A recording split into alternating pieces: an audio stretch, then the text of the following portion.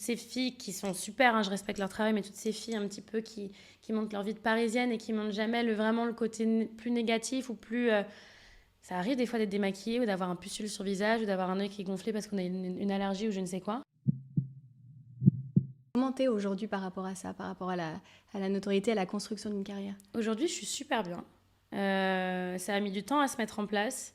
Puis au début, comme je t'ai dit, je faisais un petit peu les erreurs de un petit peu trop montrer ma vie. Donc du coup, ça avait tendance à me porter préjudice. Et puis TikTok, Instagram, il y a 5 ans, c'était vraiment énorme par rapport à aujourd'hui.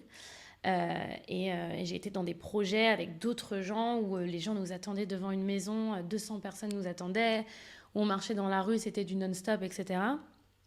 Et en fait, je ne sais pas ce qui s'est passé, mais je pense que j'ai compris que si je montrais que je n'en avais rien à faire, parce qu'avant on surveillait tout, j'avais pas le droit de montrer une cigarette, j'avais pas le droit de montrer que je sortais en soirée, pas le droit de me montrer en maillot de bain, en fait, et ça attire encore plus la curiosité quand tu caches un petit peu ta vraie nature, j'ai envie de dire.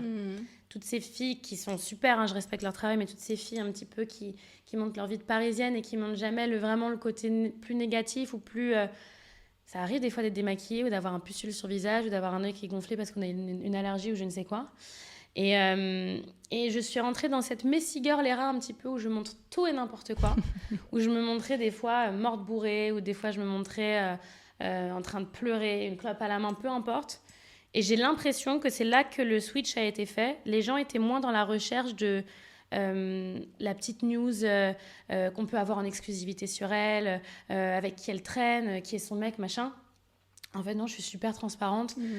Si j'ai un copain, je vais peut-être pas le montrer sur les réseaux, mais je vais me balader avec lui normalement dans la rue. Je vais pas essayer de le cacher, en fait.